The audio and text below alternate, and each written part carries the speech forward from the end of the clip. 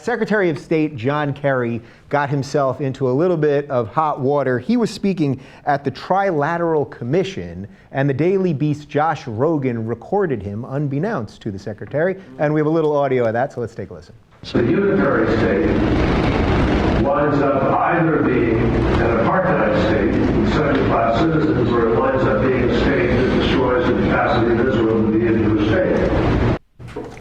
Okay, so somewhat controversial remarks. Now, again, he did not know he was being recorded. Flash forward one day, he's already issued a half apology, half retraction, so let's go to that. Kerry said, "I will not allow my commitment to Israel to be questioned by anyone, particularly for partisan political purposes, so I want to be crystal clear about what I believe and what I don't believe. First, Israel is a vibrant democracy, and I do not believe, nor have I ever stated publicly or privately, that Israel is an apartheid state or that it intends to become one. Second, I have been around long enough to also know the power of words to create misimpression, even when unintentional, and if I could rewind the tape, I would have chosen a different word to describe my firm belief that the only way in the long term to have a Jewish state and two nations and two peoples living side by side in peace and security is through a two-state solution." So obviously there's a lot going on here between the original part of the story, what he means, everything that's been going on with the peace process lately. But I thought a good place to start would be, what do you guys make of when someone says something that they believe is off the record or not for public consumption versus just the public consumption part? Because he wouldn't have said this had the mic been right there. Well, yeah, and I think that Josh Rogin would likely be banned from further State Department coverage because he violated what I imagine, and I don't have the facts on this, I don't know for sure, but I would imagine they were told they were not supposed to record this, and for him to go ahead and record it. So he's saying he didn't violate any agreement. That's what Josh Rogin's saying right now. So we don't know if that's true. Yeah, we don't have any verification. But if it's a private meeting among very high-powered people, you have to know. I'm sure he's trying to trip up the process. He's trying to make a name for himself. It's obviously done quite a good job for Josh Rogin because now everybody's looking at what his article said. Yeah, I don't know how I feel about him recording it because it was a closed-door meeting, which implies that anything that's said in that meeting is off the record. And so he did break journalistic ethics by doing what he did. Now, that's the journalistic aspect of it, but let's focus a little bit on the content of what Kerry said. It is interesting to me that he doesn't feel comfortably enough to candidly speak about what he really thinks is happening between the Palestinians and Israel. And so if that's something that he genuinely does feel, I think that we should take into consideration why he feels that way, and why is it that if anyone ever says anything that might be a little critical of Israel, they're immediately cast off as people who don't believe in, Israel being its own country and aren't supportive of Israel. I think that in order to have an objective conversation about this, you have to be willing to criticize both sides for their wrongdoings, because there has been wrongdoing on both sides. Right. Nobody's innocent in all this, Jimmy. Again, the only time you get in trouble in Washington, D.C. is when you accidentally tell the truth. Yeah. And that's exactly what happened to John Kerry here. He told the truth. Again, he would never tell the truth in public. So that's why this is a big deal that it came out. And the thing, first of all, I just love that there's a Trilateral Commission. I just love the sound of that, right? Doesn't that sound great? I'm talking to the Trilateral Commission tomorrow with the Bilderbergs, and it doesn't sound like something that would fit behind a closed door, doesn't it? Doesn't a Trilateral Commission? It's huge. Seems like there would be an echo when you talk. That's how big the room would be to talk to the Trilateral Commission. But people forget. So all the condemnation has come, right? So a lot of it's been political, partisan condemnation. But a lot of the Israeli groups inside the United States have also been coming after John Kerry. I haven't heard that many groups inside of Israel coming after John Kerry. So people forget that the Jewish lobby in the United States does not represent Israel.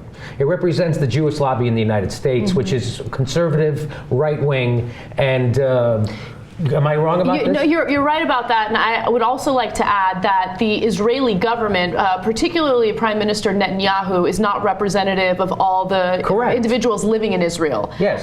He is very much a warmonger. He was very much in favor of us invading Iran. Very much. So that's a good point. So Israel is not a monolith, just like the United States isn't, right? There's lots of dissenting views inside of Israel. And all he's saying is the obvious fact that almost everyone accepts stress that there needs to be a two-state solution, because if you have a one-state solution, then that's going to be an apartheid solution. Well, that's what he's saying. Right, and of course with diplomacy, you're not supposed to tell the truth. That's the whole idea of being diplomatic. You very, very gently go around the bald ideas of what you're trying to get at, so obviously he got caught telling the truth. But I think the important point to point out here, though, is what he's talking about, why he says that it's an apartheid. It could become, not that it is or that they have any intention to, but it could become an apartheid state because Palestinians are going to eventually become the majority in that region because of their higher birth rates, for one thing. So if they don't go ahead and set up a two-state solution, then, they're going to risk there being a Jewish state for Israel,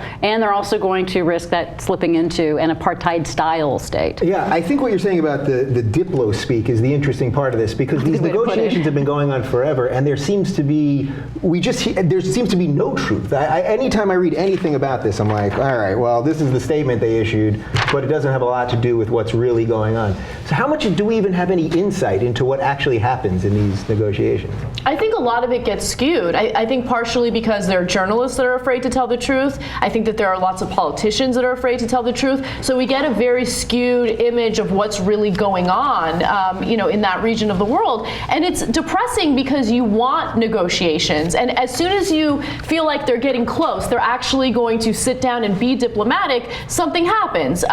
Israel decides, hey, you know what, we're going to build a new settlement on land that's, considered Palestinian land. And then the Palestinians decide, hey, you know what, our authorities are going to go ahead and get together with Hamas. And of course that scares the authorities in Israel. So it's difficult and it's frustrating, but yeah, it's difficult to get unfiltered news coverage of this as well. Yeah, well, it's also difficult to get unfiltered truth out of our politicians, especially when it comes to this. Ted Cruz was at the Senate, and he had this to say about John Kerry's remarks.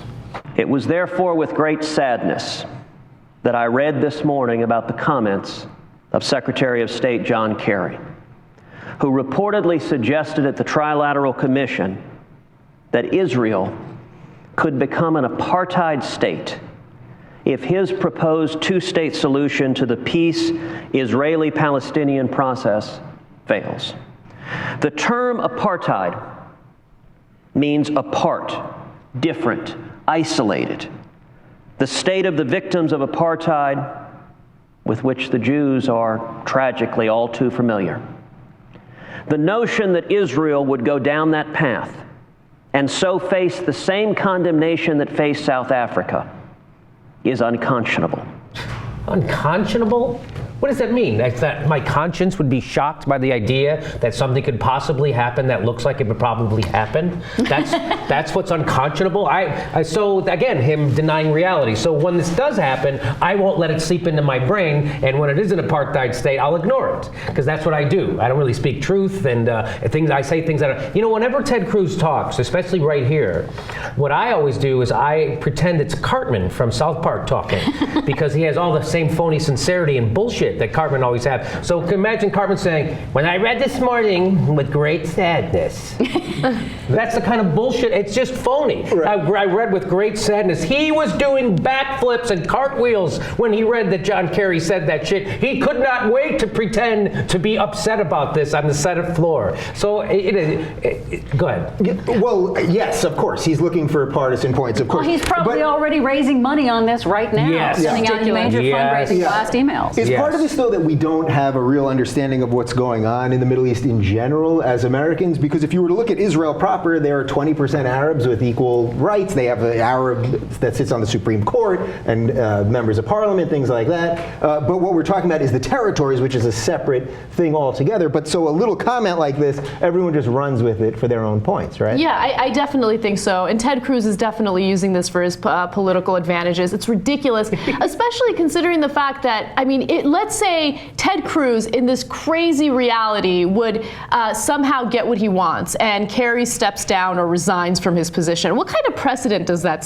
set? Because that says, hey, you know what, as a politician, you're never able to tell people what you think. Even in a private closed-door session. Exactly, and that's a really scary world, right, where you're not allowed to be objective. And I'm not saying in this case Kerry was being objective, but you need to be able to speak candidly about situations like this, especially when you're in the type of position that Kerry's in. Yeah, so let's actually listen to Ted Cruz recommending that John Kerry step down. Sadly, it is my belief that Secretary Kerry has proven himself unsuitable for the position he holds. And therefore, before any further harm is done to our national security interests and to our critical alliance with the nation of Israel, that John Kerry should offer President Obama his resignation, and the president should accept it.